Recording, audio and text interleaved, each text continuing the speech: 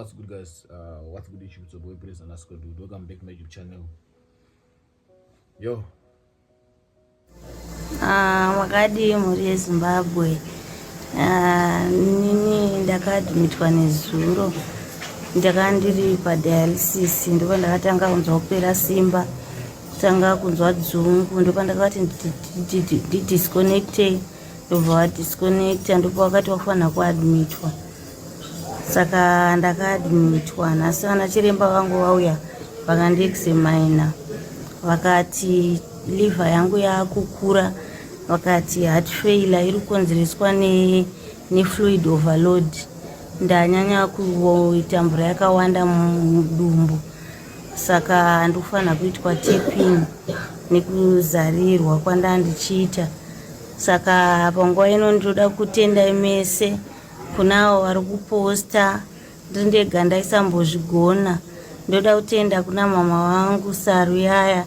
Ndoda kuvatenda zvikuru, ndovakandisimudzira endakandatogumirwa ndisingachazivi kuti ndoita sendangoti ndamirira nguva yekufa, asi Mwari wakavatuma wakandibatsira.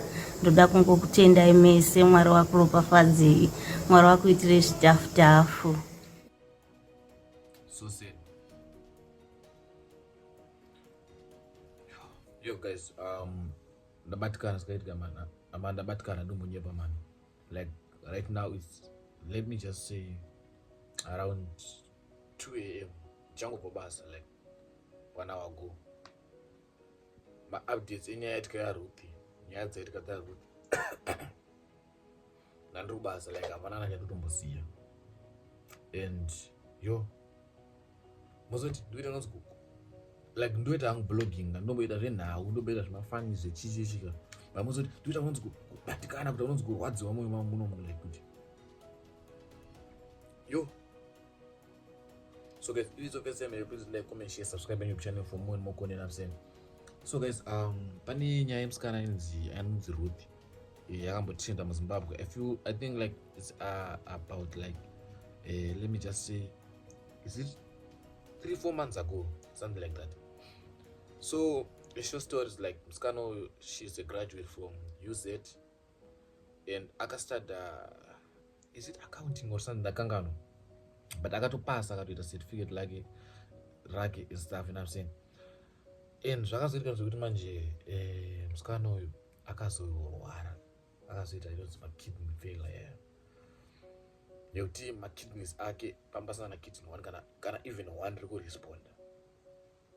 And then pakasvika paextend yekuti anofanira kuenda kunoitwa treatment kuIndia. In Zimbabwe we do not have like maclinics akanyatsotwaswa, we do not have like kurapwa kwakanyatsodaisodai so. So musikana uyu anzi ari kuenda kuIndia, like aibvawo ku tingati a less privileged family, or zvazonyatsotamba nekuomba kwavo. Like even if you come from like a family ine mari zvakaita sei, mari yedu yepapengera mari yakawanda. And then pakaitwa GoFund muZimbabwe, pakabatanzwa mari yakawanda singaiti, I think over 20, like over roughly to 20,000, but it was over 10,000 zvinonyatsoziva. Mari yekuti musikana aende kuIndia ikakwana. Nyaya yacho yakambonyarwa pasocial media, but itari kufunga pamwe wati unorapwa. To my surprise, hanzi haana uzinorapwa musikana. And I started asking myself, takascamwa here, takaitwa sei? What is happening, man? And you, even right now, like I'm still in shock at someone's result. Like what's popping? Zvonyatsombita sei? Saka zvikunzi hanzi musikana after awana mari haana kuzoenda kuchipatara kuya unoiswa kuchipatara. Some they are saying mari iyi yakadyiwa namai vake. Why amai vake vakadya mari yaRuth? Zvikunzi amai vaRuth vanenge vane chekuita nekurwara kwaRuth. Zvikunzi amai maybe vakamuitira marituals or something, because how come like amai vako mai vako iwo vodya mari yako yekuti unorapwa? This is not making sense, right? Hazvipi zvakaitika. So what I think is like mai ava vanenge vakaita marituals naRuth, but ndozi kutaurwa nevanhu, because how come like your own mother kudya mari yako? It's not possible. So what I think is mai vacho vanenge vane chekuita, and what people thinks also vanenge vane chekuita nekurwara kwaruth because makidneys ameno something like that ne. And zvikunzi futi amai vake pavakabvunza kuti mari yemwana iri kupi, hanzi vaitaura mastatements hobo, vakamboti ina Felix vomboti mari ndinayo, vomboti this and that, vomboti mari yakarashika, but so hanzi varikutaura mastatements hobo. Zvikunzi nyaya dzakasvika pakuzoti vanhu vaendesana kukoti. And the most sad part is mana, like I don't know why mitemo yemuzimbabwe inoshanda or inofunctiona sei. Zvikunzi munhu ari kunzi akatsakatisa mari, I don't know nemai vacho nevanhu ndiani, zvikunzi akaendeswa kumakoti akasungiswa, and guess what guys, akabharira bheu re$100 out of mari iri over 15,000. Like guys, how does it work like Zimbabwe? Yes, kuti munhu apara most like munhu akabaya kana munhu ebanga unonzwa kuti abharira 20 years bheu obuda, munhu akarepa kana munhu unonzwa kuti abharira $10 bheu obuda. Like those people, they deserve to be in jail, man. They deserve to be in jail. Don't find a man. Like, it's so sad, man. It's so sad. It's unfortunate. Good. In a competition, like I couldn't help like that as a batsira, but from a contribution. Because like none broke, but I don't batsira no more ways. Ndakataza kubatsira zvangu but moyo wangu waida kubatsira musikana because anzi after that manje sikunzi anzi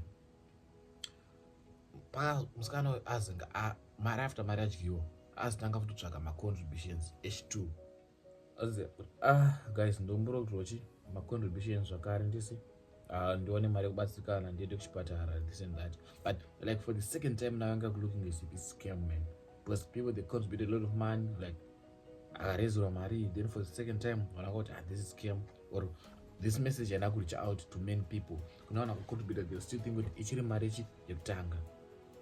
And yo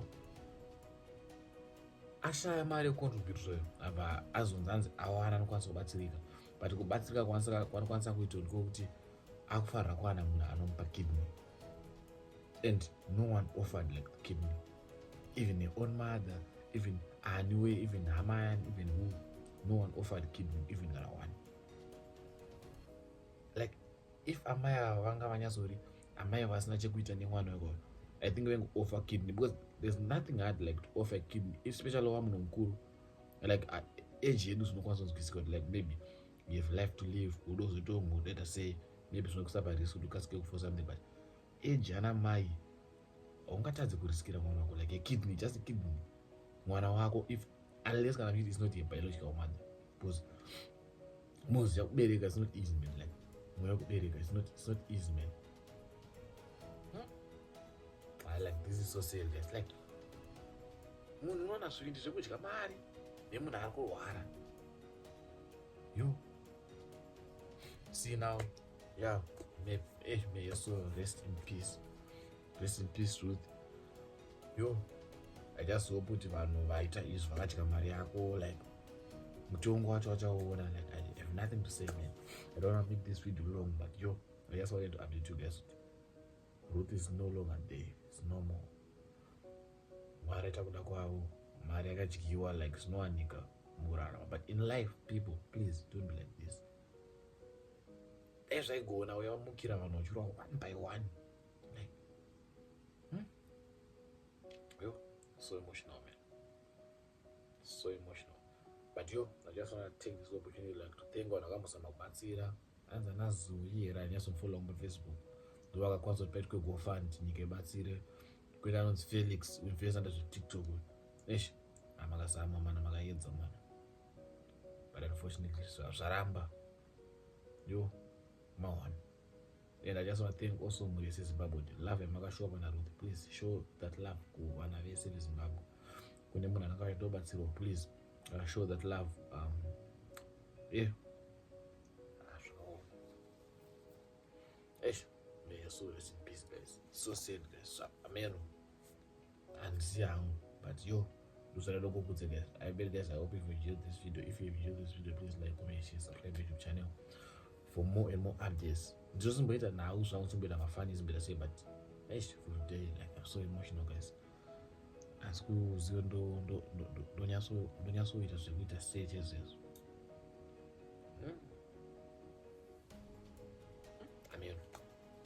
I bet guys, I hope you've I can't say if you enjoyed the video. Hope you've like yo.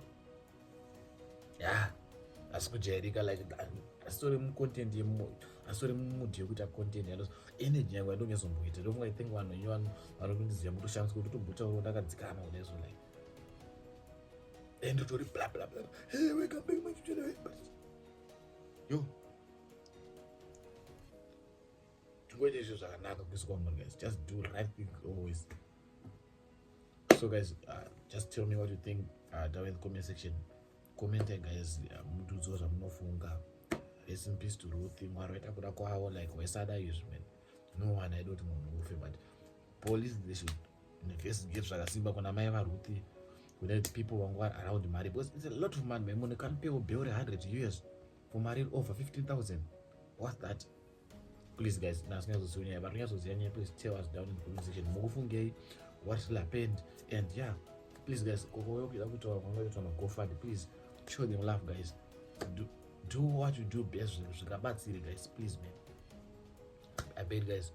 Thank you for watching this video to this end. Please like, comment, share, subscribe my YouTube channel for more and more updates. I'm saying, and yeah, besides doing more updates, besides the blogging, like even I do blog, live blog, and doing blogging was just like a way to make, like to create a fan base. Now I created this fan base for 1,000 people, so that when I post my vlogs, you people go and see.